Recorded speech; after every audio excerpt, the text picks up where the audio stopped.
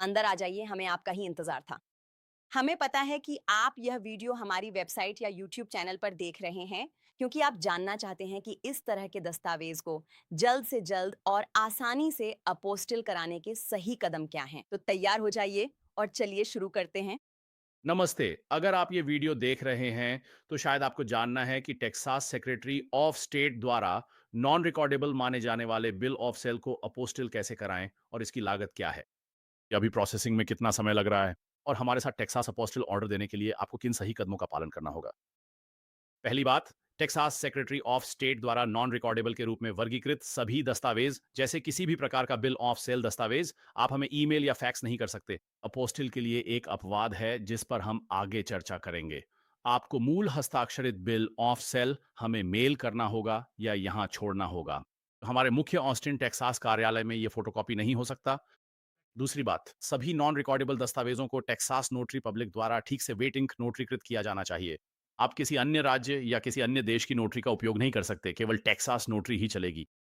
फिर आपको एक वकील को या एक टेक्सास नोटरी को आपके नॉन रिकॉर्डेबल दस्तावेज पर या तो ये टेक्सास नोटरी जुरैट या पावती टेक्स्ट शामिल करना या जोड़ना होगा, जैसा कि यहाँ दिखाया गया है। तो आपके बिल ऑफ सेल पर, जो कि किसी भी तरह का बिल ऑफ सेल हो सकता है, तो हम यहाँ बिल ऑफ सेल के प्रकारों की एक आंशिक सूची दे रहे हैं, जैसे car bill of sale, boat bill of sale, आग्नेयास्त्र bill of sale, absolute bill of sale, conditional bill of sale, warranty, quit claim deed. इससे वास्तव में कोई फर्क नहीं पड़ता। दुनिया भर में सचमुच हजारों प्रकार के बिल ऑफ सेल इस्तेमाल किए जाते हैं, क्योंकि हमारे पास पूरी दुनिया से बिल ऑफ सेल आते हैं। तो ये केवल प्रकारों की एक छोटी सूची है, तो इससे वास्तव में कोई फर्क नहीं पड़ता। फिर से, जैसा कि हम यहाँ कहते हैं, किसी भी प्रकार का बिल ऑफ सेल दस्तावेज, ठीक है, सबको बिल्कुल एक ही तरह से नोटरीकृत किया जाना चाहिए। तो बिल ऑफ सेल पर आपके पास दो विकल्प हैं। आपकी नोटरी या आप या वकील, जैसा कि मैंने कहा, उन्हें यहाँ दिया गया टेक्सास नोटरी जुराइट टेक्स्ट शामिल करना होगा। इसे आपके बिल ऑफ सेल में शामिल किया जाना चाहिए। यदि आप ऐसा नहीं करते हैं तो आपका दस्तावेज सेक्रेटरी ऑफ स्टेट द्वारा अस्वीकार कर दिया जाएगा। ठीक है, आप वहां क्लिक करके इसे पीडीएफ के रूप में डाउनलोड कर सकते हैं, और फिर आप इसका प्रिंट लेकर इसे अपने बिल ऑफ सेल के साथ जोड़ सकते हैं, या आप बस इसे कॉपी और पेस्ट करके अपने बिल ऑफ सेल पर डाल सकते हैं, या जिसका अर्थ है आपको दोनों में से किसी एक को चुनना होगा। आप ये दोनों नहीं कर सकते, तो आप चाहें तो नोटरी जुराइट कर सकते हैं, या ये यहाँ टेक्सास नोटरी पावती है। तो आप या तो ये टेक्स्ट ले सकते हैं, ये है। ज़्यादातर लोग ऐसा नहीं करते, क्योंकि आप देख सकते हैं कि इसमें कितने शब्द हैं, लेकिन आप इसका आसानी से उपयोग कर सकते हैं। और अगर आप इसे डाउनलोड करना चाहते हैं, तो बस यहाँ इस पर क्लिक करें और इससे नोटरी पावती डाउनलोड हो जाएगी, जिसे फिर से आप अपने बिल ऑफ सेल के साथ जोड़ सकते हैं। आप टेक्सास ई नोटरी का उपयोग कर सकते हैं, जिसे ऑनलाइन नोटरी भी कहते हैं, ताकि झूम के जरिए दस्तावेज नोटरीकृत करा सकें, यदि आप टेक्सास में नहीं हैं। इस स्थिति में आप अपने ई हस्ताक्षरित दस्तावेज को अपलोड करने के लिए हमारे हमसे संपर्क करें पेज का उपयोग कर सकते हैं। तो आपको हमें कुछ भी ईमेल करने या यहाँ आकर देने की ज़रूरत नहीं है।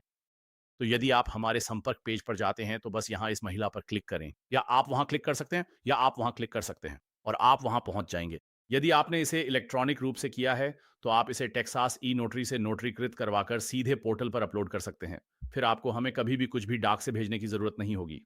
हमारे Texas apostille on order form के लिए बस नीचे दिए गए बटन पर क्लिक करें। आपको online Texas apostille on order form भरकर उसका प्रिंट लेना होगा। फिर इसे प्रीपेड फेडेक्स या यूपीएस शिपिंग लेबल के साथ हमें यहाँ दें, या डाक से भेजें, ताकि हम आपके दस्तावेज आपको या दुनिया में कहीं भी वापस भेज सकें। यदि आप ई नोटरी नहीं करते, तो इसे हमें डाक से भेजें या यहाँ आकर दें। लेकिन अगर आप इसे इलेक्ट्रॉनिक रूप से करें, तो हमारे संपर्क पेज पर जाएं, जैसा कि मैंने कहा, यहीं वहां जाइए। फिर आप अपना prepaid return FedEx UPS shipping label upload करेंगे। आप अपनी ई नोटरी की स्कैन की हुई कॉपी की एक पीडीएफ अपलोड करेंगे जो आपने करवाई है, और फिर आप हमारे ऑन ऑर्डर फॉर्म पे जाइए, और आप ऑन ऑर्डर फॉर्म का प्रिंट लेने के बजाय आप इसे अपने कंप्यूटर पर पीडीएफ के रूप में सेव करेंगे और अपना ऑन ऑर्डर फॉर्म हमें अपलोड कर देंगे। और फिर हमारे संपर्क पेज पर सब कुछ इलेक्ट्रॉनिक रूप से हो जाता है, और आपको फिर कभी हमें कुछ भी डाक से भेजने की जरूरत नहीं है। आपको कहीं गाड़ी चलाकर जाने की जरूरत नहीं है। सब कुछ आपके घर के आराम से हो गया। अगला चरण नंबर 2 है, जो शिपिंग निर्देश है। ये चरण 2 है, मैं बताने जा रहा हूँ कि आप दस्तावेज़ कैसे भेजेंगे और हम दस्तावेज़ आपको वापस कैसे भेजेंगे। तो आने-जाने की शिपिंग और आपको शिपिंग लेबल कैसे बनाने हैं और आपको क्या करना है। तो ये इस पर निर्भर करता है कि आप राज्य, संघीय या दूतावास स्तर के दस्तावेज़ को एपोस्टिल करवा रहे हैं, या तीनों को। यदि आप जा रहे हैं, उदाहरण के लिए, एक गैर-हैक देश के लिए, तो आपको इससे गुज़रना होगा। इसे दस्तावेज़ वैधीकरण या सत्यापन प्रक्रिया कहा जाता है। और यदि ये राज्य स्तर का दस्तावेज़ है, जैसे मान लीजिए वियतनाम या थाईलैंड के लिए जन्म प्रमाण पत्र, तो आपको इसे टेक्सास के राज्य स्तर पर करवाना होगा, फिर संयुक्त राज्य अमेरिका के विदेश विभाग से और फिर उस देश के दूतावास से। और वह तीसरा चरण है। तो मैं उस सब के बारे में बताने जा रहा हूँ कि आपको शिपिंग कैसे करनी है। तो अपने दस्तावेज़ हम तक पहुँचाने के लिए आम तौर पर केवल 2 ही तरीके होंगे। एक जो सबसे आसान तरीका है और जिसकी हम 99% लोगों को सलाह देते हैं, और वह यह है कि आप रातों-रात या डाक से अपने दस्तावेज़ ऑस्टिन के पते पर भेजें, जो ऑर्डर फॉर्म और शिपिंग निर्देशों पर है। यदि आप ऑस्टिन क्षेत्र में रहते हैं, तो आप अपने दस्तावेज़ हमें यहाँ दे सकते हैं। इससे प्रक्रिया तेज नहीं होगी, जिसकी चर्चा हम तीसरे चरण में करेंगे। डाक या व्यक्तिगत रूप से देने से प्रक्रिया तेज नहीं होगी, ये वॉक इन सेवा नहीं है। आप हमारे ऑफिस आकर तुरंत एपोस्टिल नहीं ले सकते। ये केवल Texas secretary of state Washington DC के विदेश विभाग या संबंधित दूतावासों में होते हैं। हम सभी वैधीकरण अपने डी.सी ऑफिस में करते हैं। डी.सी के सभी विदेशी दूतावासों में, जहां दुनिया के 99% विदेशी दूतावास स्थित हैं। तो मैं बताने जा रहा हूं कि आपको क्या करना है। तो यदि आप अपने दस्तावेज हमें डाक से भेजने जा रहे हैं, तो कृपया डाकघर का उपयोग ना करें। यूएस पोस्टल सर्विस का उपयोग ना करें। वे दस्तावेज खो देते हैं और हर साल बिना वजह अरबों डॉलर का नुकसान करते हैं। वे अक्षम हैं, वे भरोसेमंद नहीं हैं। उनका इस्तेमाल न करें। अपने दस्तावेज हमें मेल न करें, क्योंकि उनकी ट्रैकिंग अक्सर बहुत खराब होती है। हम फेडेक्स के उपयोग की सलाह देते हैं, लेकिन अगर आप फेडेक्स या यूपीएस चाहते हैं, या आप यूरोप, दक्षिण या मध्य अमेरिका में हैं, तो मुझे पता है कि वहाँ डीएचएल काफ़ी लोकप्रिय है। लेकिन फिर से सबसे विश्वसनीय और जिसकी हम अनुशंसा करते हैं और हम हर दिन उनके साथ शिप करते हैं और हम हज़ारों दस्तावेज़ भेजते हैं और 6 महाद्वीपों पर हमारे ग्राहक हैं, अभी तक अंटार्कटिका नहीं पहुँचे हैं, वह फेडेक्स है। वे अब तक के सबसे विश्वसनीय हैं। यदि आप चाहते हैं कि आपके दस्तावेज़ क्षतिग्रस्त ना हों या खोएँ नहीं, तो वे सबसे विश्वसनीय हैं। और यदि आप अमेरिका में दस्तावेज़ों का उपयोग कर रहे हैं, तो वे अब तक के सबसे सस्ते हैं। और मैं आपको एक उदाहरण देता हूँ। हम ऑस्टिन, टेक्सास से अपने डीसी कार्यालय में शिप करते हैं। तो टेक्सास के बीच से पूरे देश में जितनी दूर आप जा सकते हैं, अटलांटिक महासागर तक, वाशिंगटन डीसी तक, हमारे डीसी कार्यालय में 2 दिवसीय फेडेक्स दस्तावेज़ भेजने में हमें $11 वास्तव में $10 और 95 सेंट का खर्च आता है। यदि हम यूपीएस का उपयोग करते हैं उसी समय सीमा में, तो ये $40 से अधिक है। अगर हम डाकघर का उपयोग करते हैं, तो यह $20 से अधिक है, जैसे $23, जो दोगुने से भी अधिक हो जाता है। इसलिए दस्तावेज़ों के लिए फेडेक्स या यूपीएस डाकघर से बहुत सस्ता है, खासकर अगर आप इसे तेज़ी से रातों-रात या 2 दिनों में भेज रहे हैं। अधिकांश लोगों को यह एहसास नहीं होता है कि यह केवल तभी होता है, जब आप फेडेक्स वन विकल्प का उपयोग करते हैं, और हमारे शिपिंग पेजों पर हमारा वीडियो इसके बारे में बताएगा और मैं इसे समझाने जा रहा हूँ। तो यहाँ वे लिंक हैं जिन पर आप क्लिक करेंगे। तो ये एक लंबा वीडियो होगा, एक और 15-20 मिनट का वीडियो। ये आपको कुछ ऐसा बताएगा जो फेडेक्स या यूपीएस अपनी वेबसाइट पे भी नहीं करते हैं। हमारे पास स्क्रीनशॉट और स्क्रीनशॉट के माध्यम से एक वीडियो है कि आप प्रीपेड रिटर्न शिपिंग लेबल कैसे बना सकते हैं, दुनिया में कहीं से भी fedex.com या UPS.com पर। तो मुझे परवाह नहीं है कि आप दुनिया में कहाँ रहते हैं, आप ऑनलाइन जा सकते हैं और एक प्रीपेड शिपिंग लेबल बना सकते हैं और फिर आप उसे प्रिंट करके हमें मेल कर सकते हैं, या आप इसे डाउनलोड कर सकते हैं और उनके द्वारा दी गई पीडीएफ को ईमेल कर सकते हैं। ये केवल एक पीडीएफ फाइल होनी चाहिए। आप हमें वर्ड, जीआईएफ या जेपीजी में शिपिंग लेबल नहीं दे सकते। आपको वही मूल पीडीएफ चाहिए जो यूपीएस और फेडेक्स दोनों आपको प्रदान करते हैं। जब आप इसे बनाकर इन लिंक्स पर क्लिक करेंगे, तो यह वीडियो और स्क्रीनशॉट के माध्यम से इसे अपनी इच्छा अनुसार करने का पूरा तरीका विस्तार से बताएगा। ठीक है, अंतर्राष्ट्रीय स्तर पर आपको सीमा शुल्क चालान या कस्टम्स की प्रक्रिया पूरी करनी होगी। ये रही आपकी रसीदें। यहाँ इन पर क्लिक करें, फेडेक्स और यूपीएस के लिए। हमारे पास पहले से तैयार किया हुआ टेम्पलेट है जिसे आपको बस भरना है। फिर अपना नाम लिखकर हस्ताक्षर और तारीख डालनी होगी, बस इतना ही।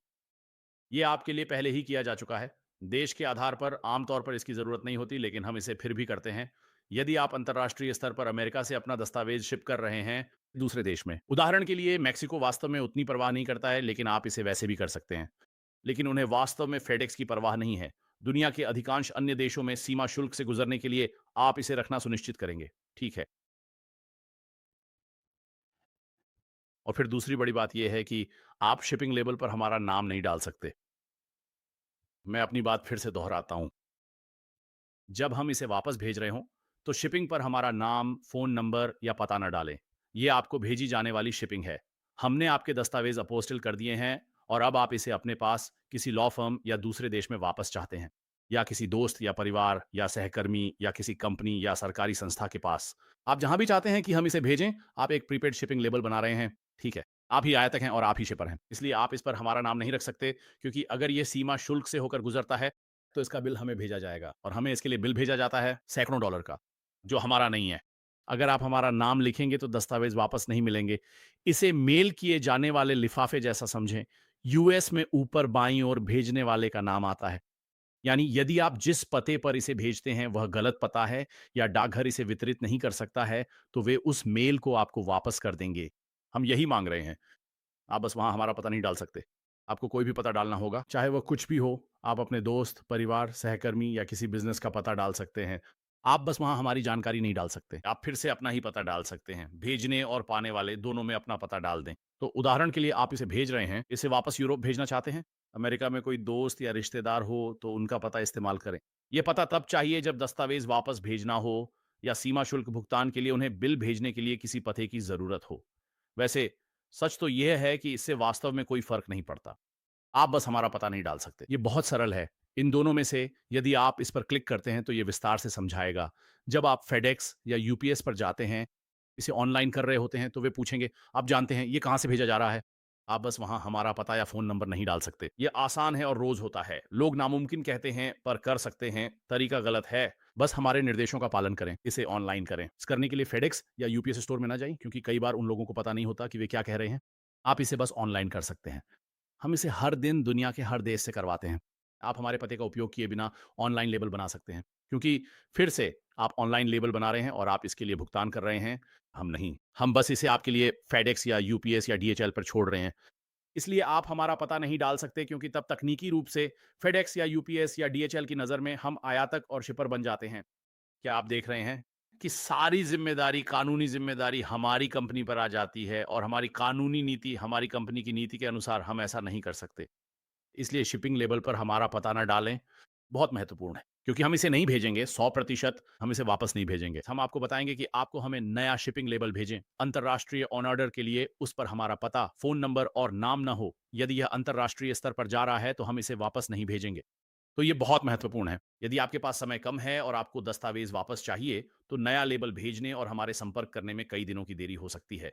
इसलिए कृपया इन निर्देशों का पालन करें और प्रीपेड शिपिंग लेबल पर हमारा नाम, पता या फ़ोन नंबर न डालें। तो शिपिंग के बारे में बस इतना ही है। ये फिर से बहुत सरल है। आप बस हमें दस्तावेज़ देने के लिए आएँ। कृपया हमें एक प्रीपेड शिपिंग लेबल भी दे दें ताकि हम इन्हें आपको वापस भेज सकें। आप इन्हें यहाँ हमारे पास छोड़ रहे हैं, लेकिन आप चाहते हैं कि बाद में इन्हें आपको वापस मेल कर दिया जाए। बहुत से लोग ऐसा भी करते हैं। तो आप ऑनलाइन जाएँ, ये शिपिंग लेबल बनाएँ। जब आप हमारे ऑस्टिन के हमारे केंद्रों पर दस्तावेज़ छोड़ते हैं, तो जैसा कि हम चरण 3 में बताएँगे, सेक्रेटरी ऑफ स्टेट द्वारा उन्हें वापस जारी करने में कुछ समय लग सकता है या संघीय सरकार या दूतावास, फिर हम इसे आपको वापस भेज देंगे। तो बस इतना ही। धन्यवाद। ये चरण 3 है। मैं अभी की कीमतों के बारे में बताने जा रहा हूँ जो हमारे पास हैं और यदि आप हमें दस्तावेज़ देने आ रहे हैं और हमारे काम पूरा करने का समय जो आज 30 नवंबर 2025 तक का है। तो कैसे यदि आप हमें दस्तावेज़ देने आ रहे हैं, तो आपको जो करना होगा वह ये है कि आपको हमारे ऑन ऑर्डर फॉर्म को प्रिंट करना होगा जो आप ऑनलाइन भरते हैं, जिसे आप यहाँ नीचे क्लिक करेंगे, ठीक यहाँ। इस पर क्लिक करने से आप हमारे ऑर्डर फॉर्म पेज पे जाएँगे और यही वह है जिसे आप ऑनलाइन भरेंगे और फिर उसका प्रिंट लेंगे। और वहाँ एक और वीडियो है जो बताएगा कि ऑर्डर फॉर्म कैसे भरना है और वह सब कुछ।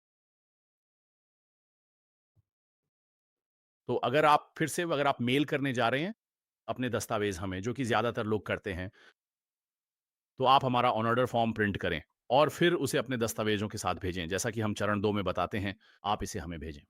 यदि आप व्यक्तिगत रूप से हमें दस्तावेज़ देने आ रहे हैं, जिससे प्रक्रिया तेज़ नहीं होती, तो मैं बता दूँ कि यदि आप इसे हमारे ऑस्टिन कार्यालय में ही देने जा रहे हैं, जो एकमात्र स्थान है, ह्यूस्टन या डलास नहीं, तो आप अपने दस्तावेज़ वहाँ जमा कर सकते हैं। तो यदि आप ऑस्टिन क्षेत्र में रहते हैं, तो आपको हमारा ऑर्डर फॉर्म प्रिंट करना होगा और फिर उसे अपने दस्तावेज़ों के साथ यहाँ लाना होगा। और अब मैं यहाँ हमारे कट ऑफ समय के बारे में बताऊँगा। उसी दिन की सेवा के लिए हम आपके कानूनी दस्तावेज़ Texas secretary on off state के पास फ़ाइल करेंगे यदि हमें वे दोपहर 12 बजे सेंट्रल स्टैंडर्ड टाइम तक प्राप्त हो जाते हैं। सोमवार से शुक्रवार प्रमुख संघीय या राज्य की छुट्टियों को छोड़कर जब भी सेक्रेटरी ऑफ स्टेट खुला होता है और वे छुट्टियों के अलावा भी कुछ दिन बंद रहते हैं, जैसे इस साल 4 जुलाई को, तो हम तैयार हैं। उन्होंने 4 जुलाई के बाद वाले सोमवार को छुट्टी रखी। वह कोई संघीय अवकाश नहीं था। और वे इस सप्ताह थैंक्सगिविंग से पहले बुधवार को बंद रहे और वह कोई संघीय अवकाश नहीं था। या ब्लैक फ्राइडे को भी वे बंद रहते हैं। वे इस हफ्ते 3 दिन बंद हैं और क्रिसमस पर भी 3 दिन बंद रहेंगे, उन्होंने पहले ही बता दिया है। क्रिसमस ईव से एक दिन पहले, जो सरकारी छुट्टी नहीं है, जब वे बंद होते हैं, हम आपके दस्तावेज फाइल नहीं कर सकते। इसका ध्यान रखें ताकि आप समय सीमा जान लें। कोई भी कंपनी आपके दस्तावेज तब तक फाइल नहीं करेगी जब तक सेक्रेटरी ऑफ स्टेट खुला ना हो। यह स्पष्ट करना जरूरी है। तो अगर हमें आपके दस्तावेज दोपहर 12 बजे सेंट्रल स्टैंडर्ड टाइम तक मिल जाते हैं, सोमवार से शुक्रवार जब वे खुले होते हैं, तो हम गारंटी देते हैं। अगर हमें वे 12 बजे तक मिल जाते हैं, तो हम उन्हें टेक्सास राज्य के पास फाइल कर देंगे। फिर उनके काम पूरा करने के समय के आधार पर वे बदलते रहते हैं। यह हमारे नियंत्रण में नहीं है। कोई भी कंपनी या व्यक्ति यह नियंत्रित नहीं कर सकता कि वे कितनी जल्दी काम पूरा करेंगे अभी के अनुसार, और हम इसे हर महीने बदलते हैं। जैसे अभी कुछ ही घंटों में यह दिसंबर 2025 में बदल जाएगा। तो अगर आप भविष्य में ये वीडियो देख रहे हैं 2026 या 2027 में, तो इस वीडियो में जो देख रहे हैं उसे भूल जाइए। जो कुछ भी इस पेज पर यहाँ लिखा है वही सही है। सेक्रेटरी ऑफ स्टेट के लिए वर्तमान में काम पूरा होने का समय यही होगा, और मैं अपने उदाहरणों में इसके बारे में विस्तार से बताऊंगा। तो अभी के अनुसार नवंबर 2025 में सेक्रेटरी ऑफ स्टेट को दस्तावेजों पर अपोस्टिल जारी करने में 0 से 2 कार्य दिवस लगते हैं। और मैं समझाने जा रहा हूं कि 0 दिनों का क्या मतलब है। ठीक है, तो हम यहाँ कुछ स्थितियां दे रहे हैं। तो अगर हमें आपके कागजात डाक से या दोपहर तक सेंट्रल टाइम के अनुसार मिल जाते हैं, तो हम आपके दस्तावेज फाइल कर देंगे। फिर यह संभव है पर निश्चित नहीं कि सेक्रेटरी ऑफ स्टेट उसी दिन आपका अपोस्टिल जारी कर दे। तो उसी दिन का मतलब है 0, यानी हमें आपका दस्तावेज उस दिन दोपहर तक या उससे पहले मिल जाएगा। हम उसे उसी दिन फाइल करेंगे और वे उसे उसी दिन जारी कर सकते हैं। हम उसी दिन आपके दस्तावेज डाक से वापस भेज देंगे। इसे ही 0 दिन कहते हैं। या फिर हमारे फाइल करने के बाद उन्हें इसे जारी करने में 2 कार्य दिवस तक का समय लग सकता है। ठीक है, तो मैं यहाँ हमारे उदाहरणों को समझाता हूँ। तो पहली स्थिति, हमें आपके दस्तावेज सोमवार को दोपहर के central standard time cut off समय से पहले या तब तक मिल जाते हैं, और फिर हम उसे उसी दिन फाइल कर देते हैं। सेक्रेटरी ऑफ स्टेट या तो उसी दिन आपके दस्तावेजों पर अपोस्टिल जारी कर देगा, जो कि 0 दिन है। वे इसे अगले कार्य दिवस में कर सकते हैं, जो 1 दिन है, या 2 कार्य दिवसों में। तो सबसे खराब स्थिति में आपको ये बुधवार तक वापस डाक से मिल जाएगा।